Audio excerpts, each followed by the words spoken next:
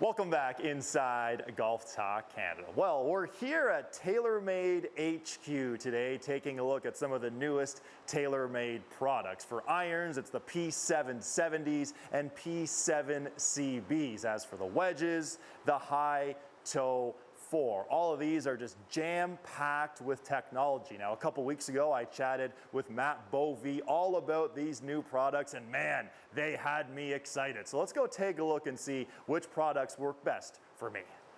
Jamie. How we doing? What's up, man?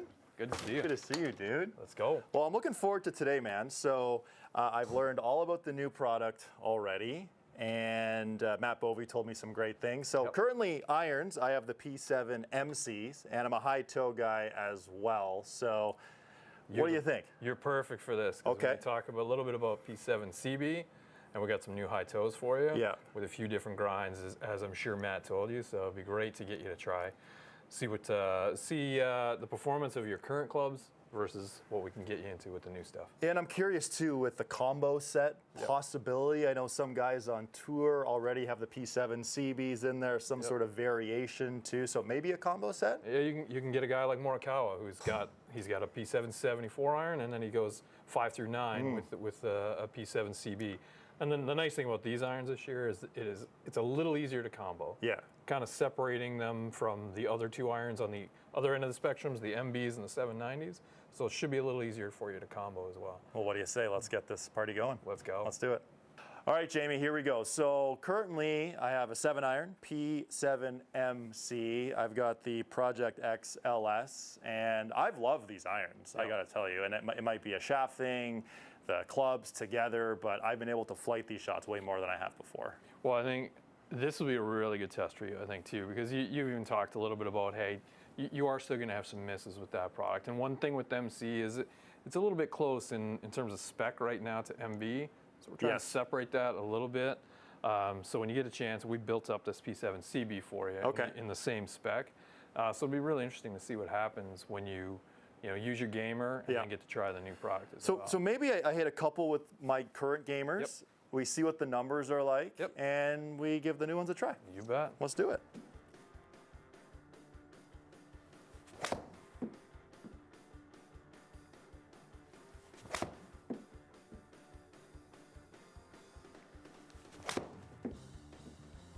Okay, so if we look at those three, if we could, Jamie.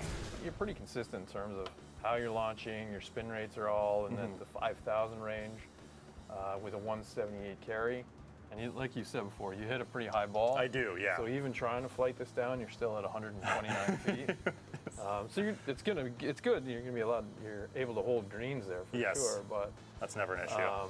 But yeah, so now you got kind of a baseline of what you have with your MC. So I'll switch up the club here. Okay. So we're gonna try these P7CBs here. The 7-iron. When you pull the data. Yeah. So ball speed's up for sure. You wouldn't expect to see it quite that much up. Now, granted, we didn't dot your irons, so we don't have all the exact club speed data. Right. But in general, what you're looking at here is you get the same launch angle, right? Yeah. A little bit more spin, but the spin's pretty similar. Yeah. With a little bit more ball speed, and your peak height is significantly higher. So with that extra ball speed and a little bit extra peak height, you're going to see that carry, but it's a steeper descent angle too. So not only are you going to carry it a little farther, but you're going to hold the green a little bit because it's coming in from a steeper descent angle. So it's kind of what we would expect to see. You get a little bit more distance and a little bit more forgiveness out of CB versus the MC. And it's got that really, like I said, it's got the really nice solid sound to it as well. Something you'd expect to see in a high, a really good caliber, sort of low handicap forged iron. It's exactly what you expect and what you want. Right. So it's still workable and all that. It's just a little bit more forgiveness than what you have with your P7MC already. Just a little deeper cap. Yeah. So just out of curiosity, can I try the P770 just to see just to see what the difference would be? By all means, of course. Let's do it. All right, P770s. Let's give them a whirl. We expect to see this club spin a little bit less. Yeah. Because it is a little bit more distance oriented, so that makes some sense. And then your carry and your total distances were pretty similar to what you had with CB. But I think I think it's pretty clear for you that moving from an MC to a CB probably makes a ton of sense. Yep. And that, again, that transition would be very gentle for you. Well, it seems pretty clear that I'm a P7 CB guy through the bag. CB is the one for you. We can just work on a little bit more, check your lie angles, and do those things that you need to check every once in a while too. Okay. But it's probably time to look at your short game now. All right, Jamie, so we're looking at these new high toe 4 wedges now. Lots of great options here. Well, and the beauty of these new wedges, it's a versatility to be used in all different playing conditions, which talking with Matt Bovey a couple weeks ago, you could just tell how excited he was. So off the get-go, I really think I'm going to try the ATX. Yep. What do you think about that? So you have a couple of high toes in your bag already, I do, right? yes. So again, I think this is a good transition for you going to MC to CB, and I think going to a new high toe setup is good as well.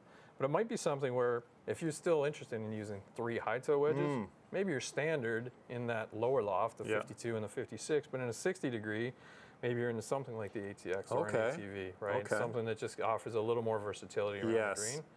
And you can have some fun with for sure. I think that sounds like a great idea, and I love the ATX. I wanted some, to have the option to hit so many different shots. Maybe a little bump and run, maybe a zipper here and there, maybe a high flopper. I like having that option. So, what do you say? Give it a whirl. There's a 60. Okay, let's give it a try. Can't hit that much better. I mean, the averages they were almost identical. The first one was a little lower on the ball speed. Yep.